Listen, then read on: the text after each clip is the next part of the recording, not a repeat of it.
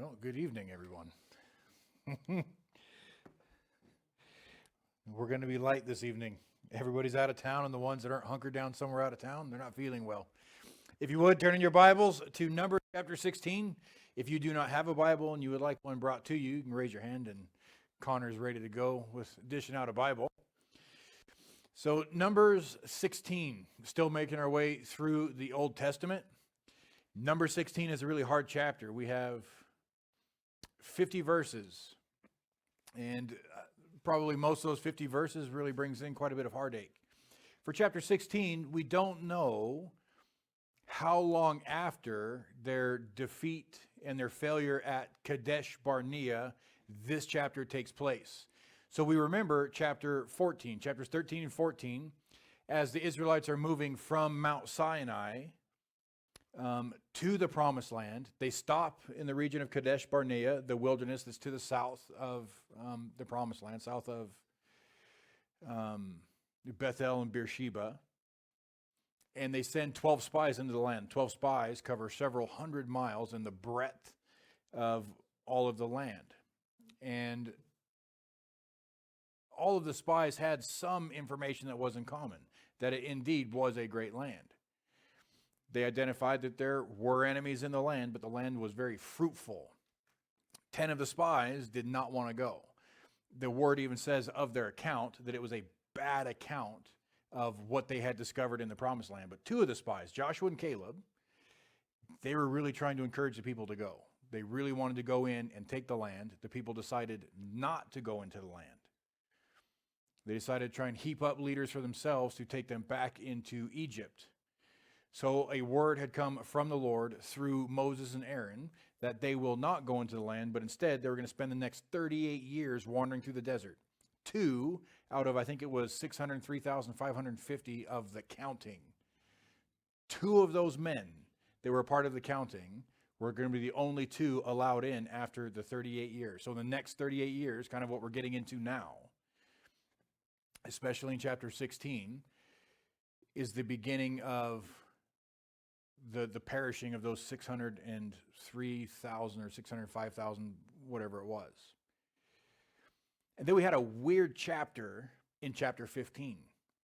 You would think you'd have something comforting or guiding or kind of more directly of a reminder chapter out of chapter 15. When you suffer a major defeat, what do you want to hear from your coaches? You don't want to hear a reiteration of the rules or how the game is going to be played. That is what they got in chapter 15. Now, it was an encouraging section for those of the next generation that would be going into the Promised Land about the offerings that they were going to offer. And you notice in the first few verses of chapter 15, it starts off with the voluntary offerings. What God is basically saying is when you come into the Promised Land, you're going to want to give these offerings, and you're going to have an abundance to be giving these offerings. But he ends chapter 15 with the tassels. The tassels at the bottom of the garment, the reminder of the law. And I think the reason that God has kind of organized the word in such a way and how it was put together and how or why the law was given to them, because when we suffer a defeat, or we have a failure in a trial, or a temptation, or some kind of a testing, I think it's largely in our nature to respond poorly, to respond badly. Chapter 16 is really where we get into kind of the heading of our book, which is blurred vision. They're going to respond poorly, and we're going to see their vision completely kind of blurred, and it's going to obscure all of the situation that's in front of them. We're going to really unpack why in chapter 16. I suppose I should turn there if I'm going to be teaching that section. And we're doing great on time. So chapter 16, verse 1. Now, Korah, the son of Itzhar, the son of Kohath, the son of Levi, with Dathan and Abiram, the sons of Eliab, and On, the son of Peleth, sons of Reuben, took men. And they rose up before Moses with some of the children of Israel, 250 leaders of the congregation, representatives of the congregation, men of renown. They gathered together against Moses and Aaron. So what we're seeing in chapter 16, we're going to have a good old-fashioned rebellion. And it's important really to unpack verse 1 to figure out exactly what it is that we're dealing with. First, we see Korah, who is essentially the descendant or the son of Kohath. He was a Kohathite. What does that mean? Korah was a Levite. Korah has a ministry already, a huge ministry. So he is a part of the Levitical priesthood. His family was a part of the ones that would go in after Aaron and his sons would cover everything inside the tabernacle. Korah was the group with his sons. They were the ones that would go in and pack up the stuff of the tabernacle. So we see Korah gathering up Dathan, Abiram, and On. Fantastic Bible name, just On. So any of you that are expecting, which I don't think there's any of us in here, but if you want to recommend a Bible name, there you go. He's never going to forget how to spell it. So we understand kind of what Korah is doing. We're going to unpack him a little bit as we continue to go on, but he rounds up Dathan, Abiram, and On. Why does he round those three men up? They're from the tribe of Reuben. Who was Reuben? Reuben was the firstborn. So it's not just a religious rebellion trying to remove Aaron, but it's also a political rebellion. So he's rounding up those from the tribe of Reuben to try and oust Moses as well. Because you have to remember, Aaron being essentially the high priest, Moses being the spokesman, one through the command of the Lord, directing the actions for the sons and daughters of Israel. And they're rounding up 250 men of renown, which means these are men that have a name. So these are essentially 250 other people that seem to have some kind of importance within the Israelites. And we see that Korah and the three men chosen from the tribe of Reuben, because it's giving essentially their lineage, I think what the word is doing, what God is doing, is demonstrating how important these men were as well. So we have 254 really important people going up against Moses and Aaron. And I believe they're raising up, when it's talking about these men of renown, is they're attempting to bring some kind of a legitimacy to their rebellion, to try and give it a stronger voice. That's not uncommon, especially in our culture. Has anybody watched the debates or anything dealing with the elections whatsoever in the last 10 years? Normally, when someone gets up to give any kind of speech within the debate or anything else, you're going to bring in some sort of, I don't know, a 4-star general, an admiral, someone who's fantastic with economics, lawyer, whatever it is, people that kind of know what they're talking about. In the last decade or more, we're starting to see a bunch of other stuff. I think it was the last maybe it was the previous election, we had Clint Eastwood get up and give his speech. We're seeing a lot more celebrities get up to voice their opinion, to try and essentially bring anyone that follows them into the situation to help. This is probably what they're doing as well, trying to bring more legitimacy into their particular rebellion. So they gathered together against Moses and Aaron, verse 3, and said to them, "You take too much upon yourselves." This is what Korah and his group is saying to Moses and Aaron. "For all the congregation is holy, every one of them, and the Lord is among them. Why then do you exalt yourselves above the assembly of the Lord?" So this is what they're essentially coming at Moses and Aaron with. If all of us are holy, and the Lord is in the midst of all of us, why are you putting yourselves ahead of the rest of the congregation?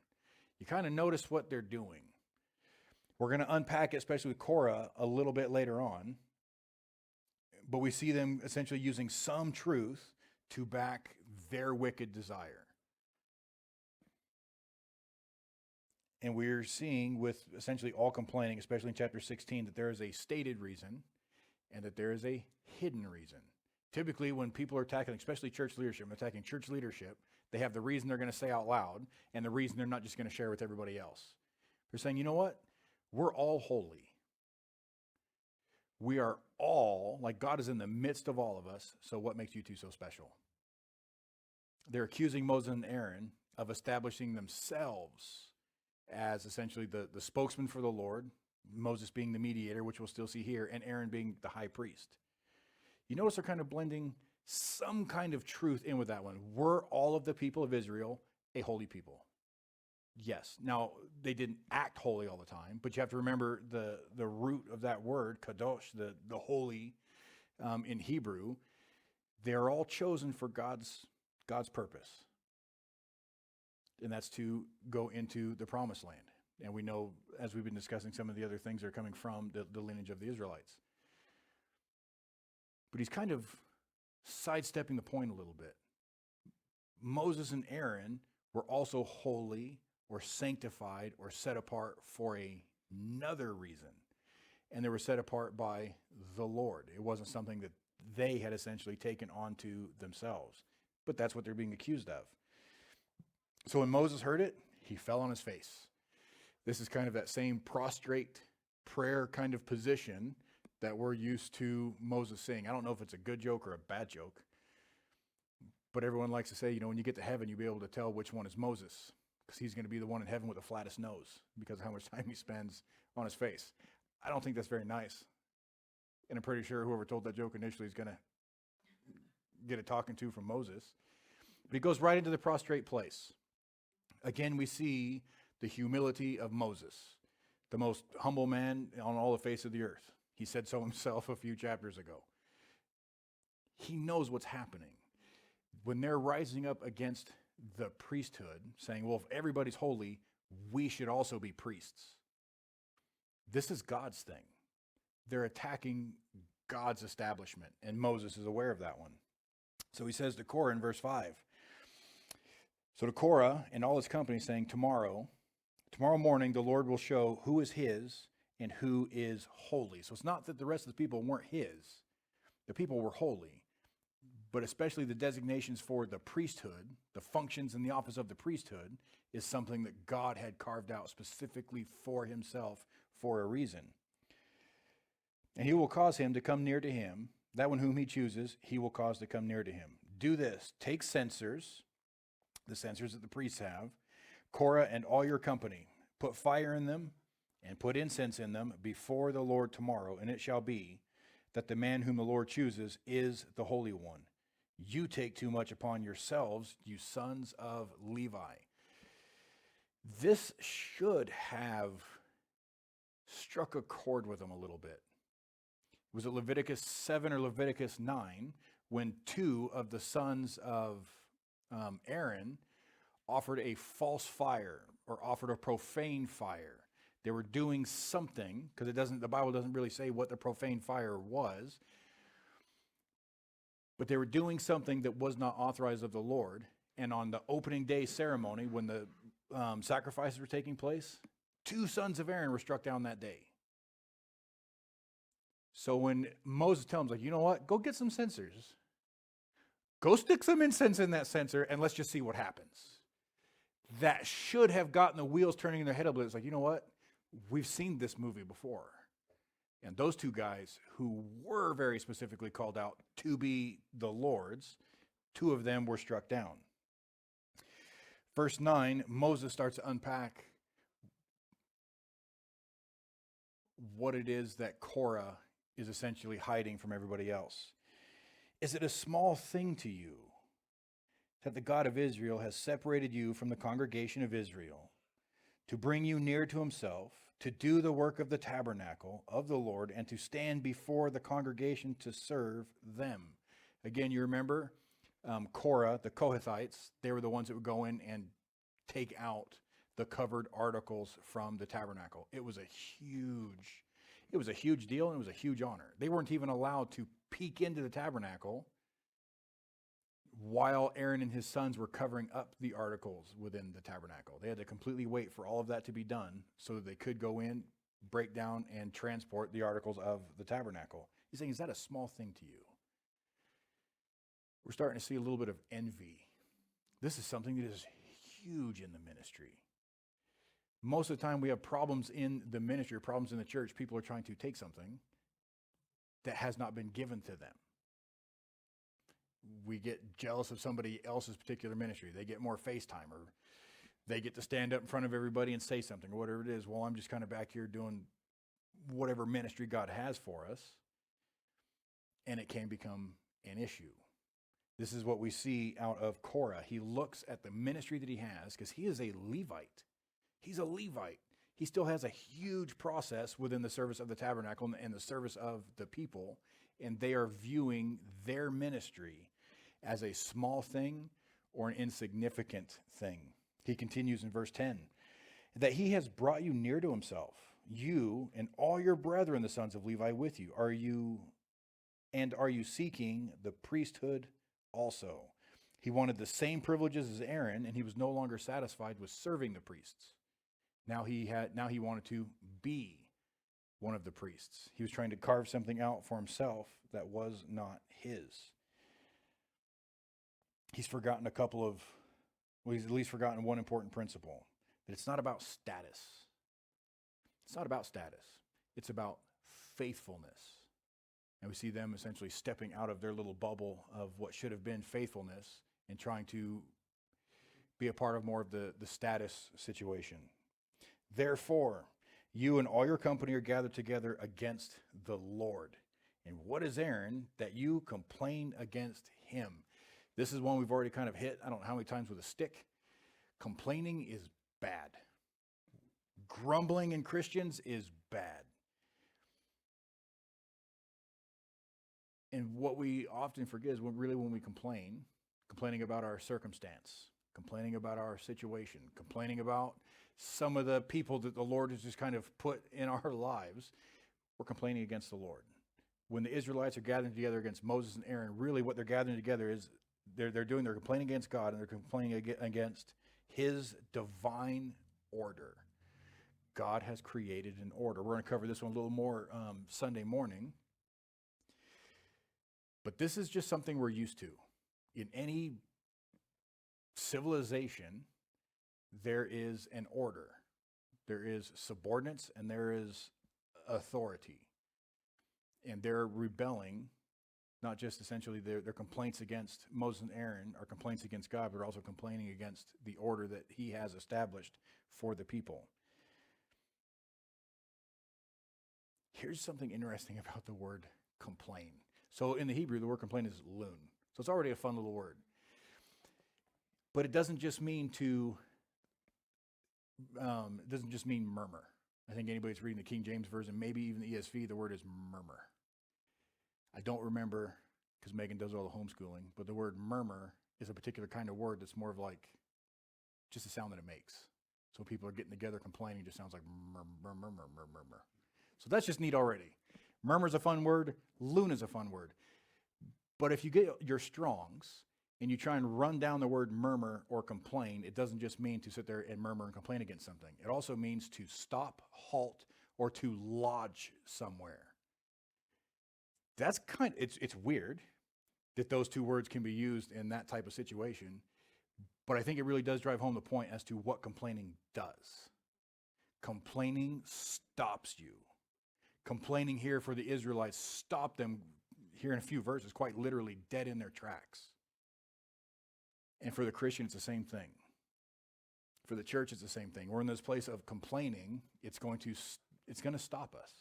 It's going to stop us in our growth, and it's going to stop us in our walk. How many times have we been either with someone or we've been that someone that's just in this constant, pitiful place of complaining? What does it just do to your spirit?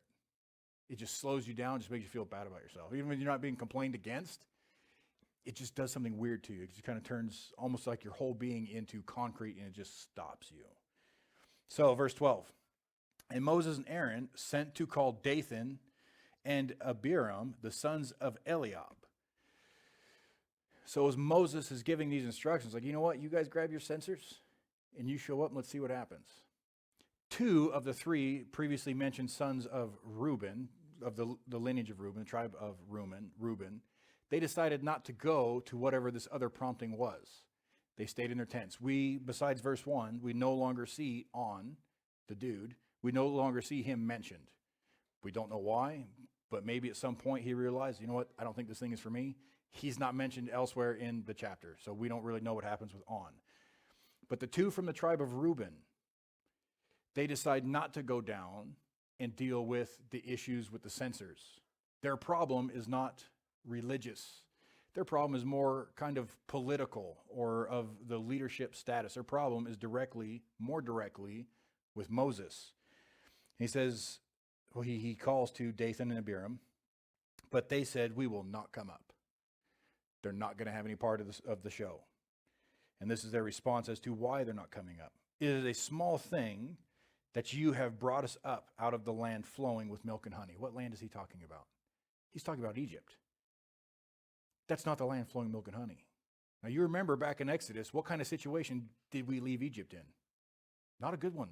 Basically, it was a rubble. It was a pile of ash. Egypt was completely decimated by the 10 plagues at the time of the Exodus. They're calling Egypt the land of milk and honey. This is one of the reasons they're having such a hard time. Their hearts are still in Egypt. Their hearts are still in bondage. They're looking back to the previous things. For us as the church, what we could kind of say to this passage is we're still holding on something from the old man. We're supposed to let the old man go, and we come up out of the water in baptism. We're in the new man. We're, dead to sin and alive in Christ. But we're still hanging on to that something from the old man. It's like, man, things were way better back then. Things were way easier at this point in time. So they're identifying Egypt as the land of milk and honey. To kill us in the wilderness. So now they have a jaded perception about where they came out of, and they have a jaded perception as to what they're dealing with now. It's like the only reason you brought us out of Egypt so you can kill us off in the desert. Hard things, especially failure during testings or failure in those things, it's going to produce, blasphemy is what we're dealing with here. That was not God's heart for them. They were supposed to be entering into the promised land. We unpacked all of that while they were staged at Kadesh Barnea. So to kill us in the wilderness, that you should keep acting like a prince over us. That's how they're viewing Moses. Like, you know what? You're acting like a prince over us, but you have failed. You failed. Basically saying you made a wrong call bringing us out of Egypt. And the only reason that you brought us out of Egypt is to, when he's saying you're like a prince over us, is so you can make your own nation somewhere out in the middle of the desert, whether it's in the Sinai desert or the wilderness of Sin, which is to the south. And he continues with 14. Moreover, so he's saying on top of all that, on top of all of your bad leadership decisions, you have not brought us into the land flowing with milk and honey, nor given us our inheritance of fields and vineyards. So now they're blaming Moses for them not being able to go into the promised land. And we remember their fear and their lack of faith is what had kept them out of the promised land. Once they were told that generation, we're not going to go in, we remember them trying to take it anyway, and they suffered defeat. But they're hanging on Moses. They're pointing in every other direction they can, except having a solid look at themselves. Will you put out the eyes of these men? We will not come up. Essentially, is Moses trying to blind the men of his true intention or trying to mask his failures? That's essentially what the passage means. Verse 15, then Moses was very angry and said to the Lord, do not respect their offering. Probably the censors of what was going to happen tomorrow. I have not taken one donkey from them, nor have I hurt one of them. So he never profited as a leader at their expense. And because they called him a prince, he's like, you know what? I have never demanded tribute. This is essentially what Moses is laying at the feet of the Lord. So Moses said to Korah, verse 16, tomorrow you and all your company be present before the Lord, you and they as well as Aaron. Let each take his censer, put incense in it, and each of you bring his censer before the Lord. 250 censers, both you and Aaron, each with his censer. Because you have to remember, this whole censer thing was something for the priests. So this is, at this point, Moses is now the referee between Moses and Korah's rebellion. So every man took his censer, put fire in it, laid incense on it, and stood at the door of the tabernacle of meeting with Moses and Aaron. And Korah gathered all the congregation against him at the door of the tabernacle meeting. Then the glory of the Lord appeared to all the congregation, and the Lord spoke to Moses and Aaron, saying, separate yourselves from among this congregation, that I may consume them in a moment. He's not talking about the 250. He's talking about all of them. The 250 are representing the whole rest of the multitude of the Israelites. God's saying, Moses, Aaron, step aside. I'm going to smote the whole lot of them. So Moses prays. Then they fell on their faces and said, O God, the God of the spirits of all flesh, shall one man sin and you be angry with all the congregation? A lot of people like to take that verse into a whole lot of crazy places. The God of the spirits of all flesh is mentioned in 2 places in the Bible, both of which in the book of Numbers. So we see Moses moving forward essentially as the covenant mediator, something that we've been familiar with all through Exodus and the book of Numbers. And he's essentially saying, like in his prayer, in his place of intercession, that God has an understanding of all people. So if God has an understanding of all people, is all of the congregation going to perish because of the sin of the one man, the thing that's buried in the heart of the one man? This is how Moses essentially is praying. He's praying on the mercy of the Lord, but also on the fact that God knows the hearts of all people, something we do typically see through the word. So the Lord spoke to Moses, saying, speak to the congregation, saying, get away from the tents of Korah, Dathan, and Abiram. Separate yourself not just from them, but all their stuff. All the things that they have essentially rendered kind of unclean, their whole households, everything that they are, separate yourselves from them. Then Moses rose, went to Dathan and Abiram. The elders of Israel followed him. And he spoke to the congregation, saying, depart now from the tents of these wicked men. Touch nothing of theirs, lest you be consumed in all their sins. So they got away from around the tents of Dorah, Dathan, and Abiram. And Dathan and Abiram came out and stood at the door of their tents, with their wives, their sons, and their little children. And Moses said, by this you shall know that the Lord has sent me to do all these works, for I have not done them of my own will. That is a very true statement. He didn't want anything to do with his brethren. You remember at about somewhere around his 40-year mark of his life, 40 years old, he struck down that Egyptian dude as a demonstration. He'd be like, hey, I'm going to be your leader. All of you follow me. Now we got one less Egyptian guy to deal with. But that didn't go as planned, so he left. Another 40 years in the region of Midian. He was a shepherd for his father-in-law, Jethro. When God had him approach essentially the burning bush, we remember that whole concept. And God's like, you know what? You're going to go get your people out of Egypt. And what does Moses do? Who am I supposed to? I'm no one. What am I supposed to say to Pharaoh? Who am I supposed to say sent me? So what does God tell him?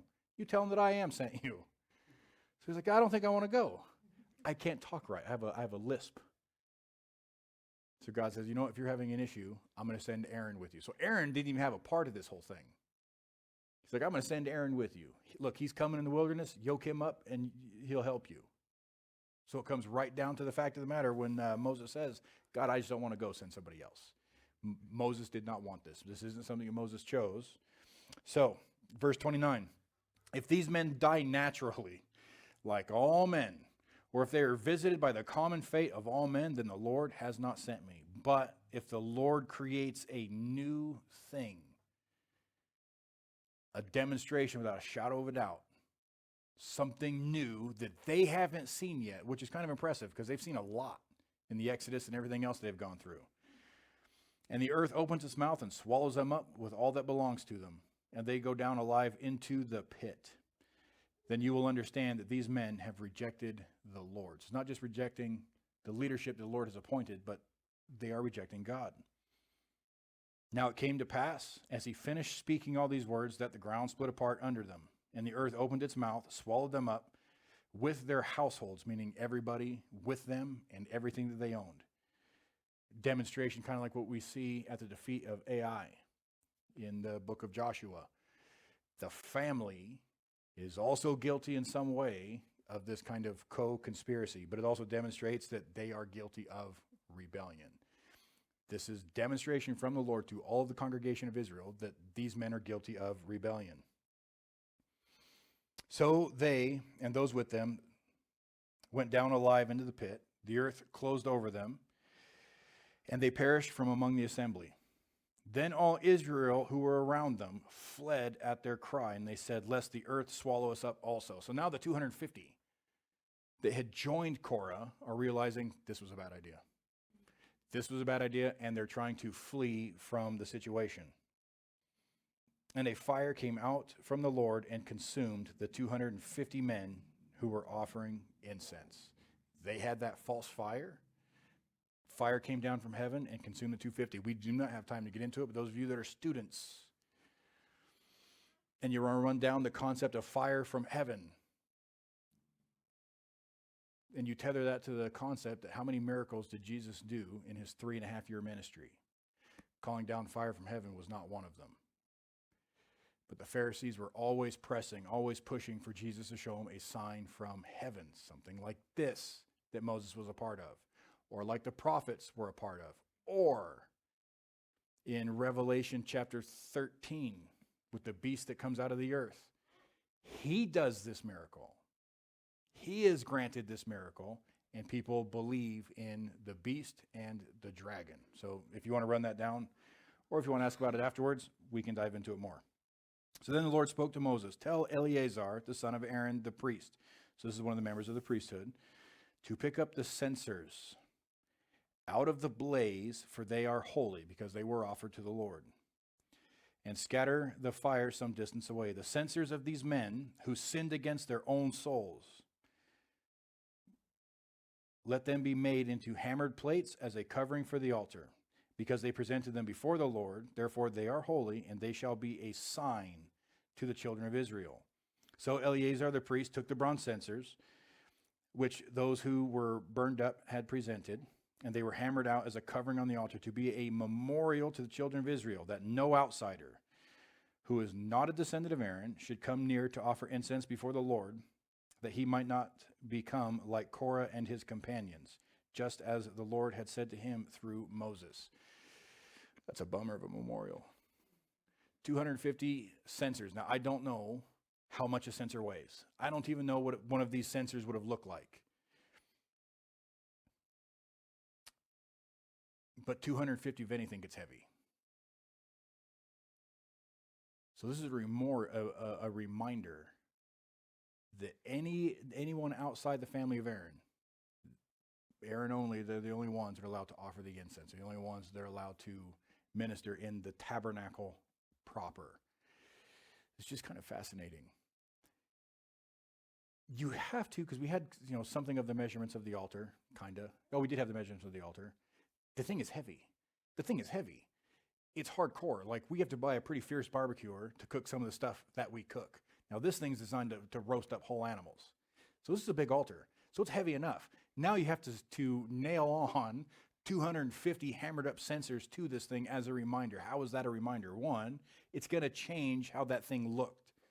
So when you just look at the altar, it's a reminder. But two, the Levites would have had to pick that thing up and carry it for another, we'll say roughly 37 years.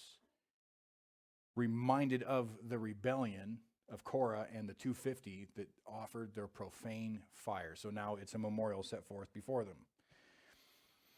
Verse 41, we're going to make it, I swear. On the next day, all the congregation of Israel complained against Moses and Aaron. One day, the very next day, like they completely, and this is easy for us to be like, what a bunch of dum-dums. How do you forget all that stuff in one day? And now they're right back to murmur against Moses and Aaron after this huge show. Paul, I think, gives us the answer in 1 Corinthians chapter 2. The worldly man, the carnal man, cannot perceive the things that God is doing. The worldly man cannot discern the things, the moving of God or of the Spirit, or understand the things of the Word. The Israelites, at least the bulk of them, because when it uses the word all, I don't know exactly what that means, but I'm going to have to assume that's every last one of them. They're in a carnal state. They're very much hanging on to the things of Egypt. So when all of these things transpire, all of these things right before their eyes, just like for us, sometimes we're in this kind of carnal place or hanging on to stuff of the world and God's doing something in our lives, we just miss it. Or we have no discernment in the situation whatsoever. That's what's happening with them. And now, this is what they're blaming Moses and Aaron for. You have killed the people of the Lord. They have blamed Moses and Aaron for opening up the earth and swallowing the households of those particular Levites and fire coming down from heaven and scorching 250 other people. They're blaming Moses and Aaron for it.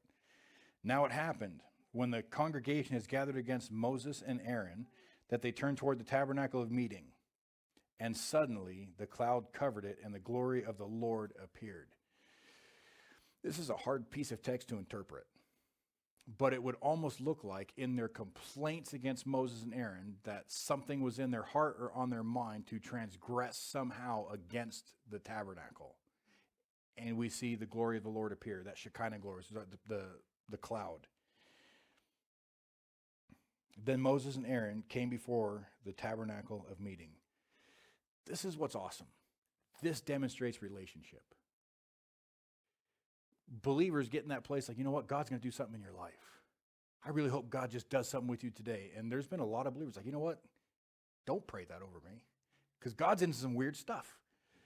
Some of the things that God does in the life of a believer, is it not scary? When I found out that I was going to be going into the ministry and being raised up to be a pastor, it was in my heart, and I really wanted to be a pastor. The first step I took into a Calvary chapel, I still remember my prayer. I think I was 20 years old, 21 years old, some of the times like, oh, I really want to be a Calvary chapel pastor. That looks awesome. Some time had transpired before that took place. So when I figured out that I was going to end up in the ministry, I did not want to go. It was a very scary thing because I was far less polished, at least as it seemed, than I was when I was in my 20s. Because what God calls us out of can be hard and scary, but what he also calls us into can be hard and scary. I did not want to go on my first mission trip. I did not want to go to Africa. I still don't want to go into Africa. So when the pastor is like, you know what, if you want to be a senior pastor, these are the rules. You have to go to Israel at least once, and if you want to be a senior pastor, you have to go on at least one mission trip. I was like, well, I don't want to be a senior pastor then. But I was like Moses. I had every excuse in the book. I don't have my passport.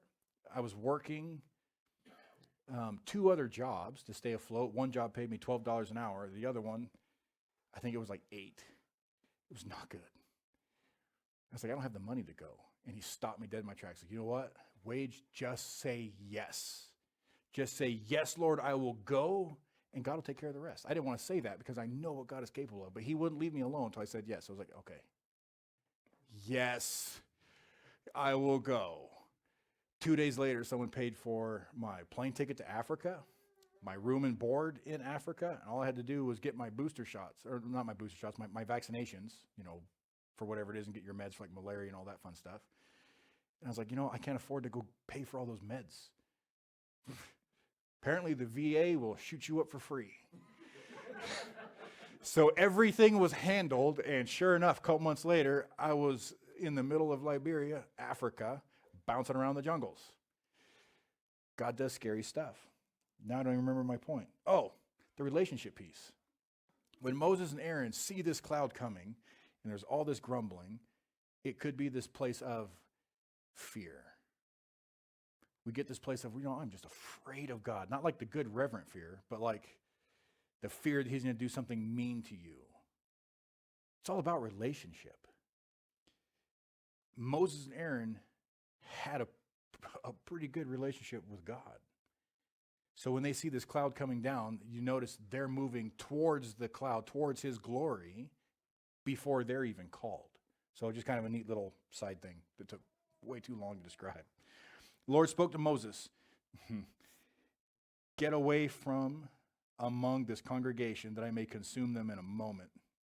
And they fell on their faces. Round 2 with rebellion. Except it's going to look a little different this time. You notice that Moses, as the covenant mediator, still brought into this place of intercessory kind of prayer to stop all of the congregation from being decimated. But he was the one that spoke to him. God's going to do a new thing. he's going to open up the ground and you're all going to fall into it. This thing happened. So he's essentially dealt with the fact that he is where God would have him to be, that he is appointed by the Lord. Still got to deal with Aaron because people are still murmuring against him as well. So this is Aaron's time to shine. So Moses said to Aaron, take a censer, put fire in it from the altar, put incense on it. Incense. Exodus 30, Psalm 141, Luke chapter 1, Revelation chapter 5, verse 8. We see that incense is symbolic of prayer. And that's important since Aaron is the what? He is the functioning high priest. So take it quickly to the congregation and make atonement for them. For wrath has gone out from the Lord. The plague has begun. It's just kind of a neat section. How are they supposed to make atonement? There is this whole process. You remember in Leviticus chapters 1 through 5, there was this whole process they had to go through about cutting up the animal, first as an offering for the sins of the priest, then an offering for the atonement of the people, something they were able to do once a year. Moses is essentially directing Aaron. He's like, dude, you're the high priest. Go get your censer, go put some incense on it, and go stand before the people to make atonement. So just kind of neat how this thing is kind of unfolding.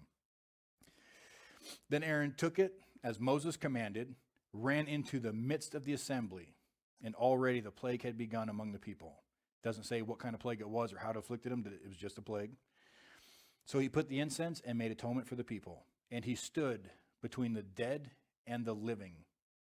So the plague was stopped. Now, Aaron's place, Aaron's designation, Aaron's calling, Aaron's appointing or anointing, now that is confirmed before the people as well. The plague is spreading through the camp apparently really fast.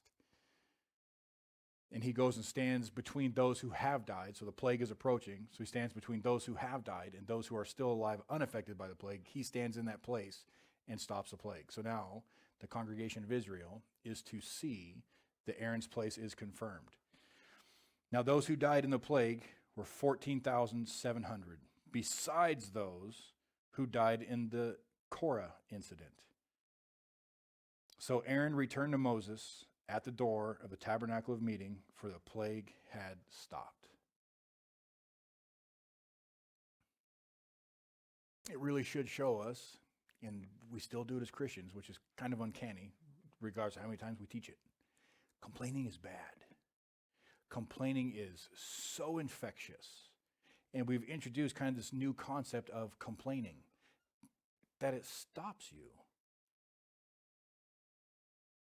We really need to figure out and learn at the root of what it is that we are complaining against. If we are chosen of God and in his will, and if we truly believe what it tells us in Romans 8:28, why are we a complaining people? If we believe that we are in his will, chosen and beloved of God, and that all things will work for good to those who believe and are called according to the purposes of his name. Complaining stops us. Complaining had stopped them. So they weren't moving, and they were dying. So what did it say? 14,700. Then you have the 250 that were killed in the fire. Korah, and anybody else, the households, anybody with them. So you're getting real close to 15,000 people in 2 days. And what really led him into this situation is responding adversely to a hard thing. Church, how we respond to trial matters. It demonstrates what it is that we really believe. It demonstrates the depth of our faith, and it is a testimony to those that are watching us go through that hard thing. When we go through hard stuff with joy, guys, that's not normal. Nobody does that. When we go through a hard thing, what's generally our response? Whether it's issues at work with a boss or a coworker or a car, our typical response is complaining, not rejoicing. It's not a normal thing. It's like, Pastor, that's really hard. Yeah, because I'm still a bit of a complainer sometimes. Stand still and pray. Stand still and seek the Lord. Because it's better to seek the Lord abiding in him and abiding in the vine instead of standing still because you're complaining. Let's pray together. Lord, thank you so much for the evening and our time together in your word. Lord, this is a hard section. And there was a lot to unpack in these 50 verses.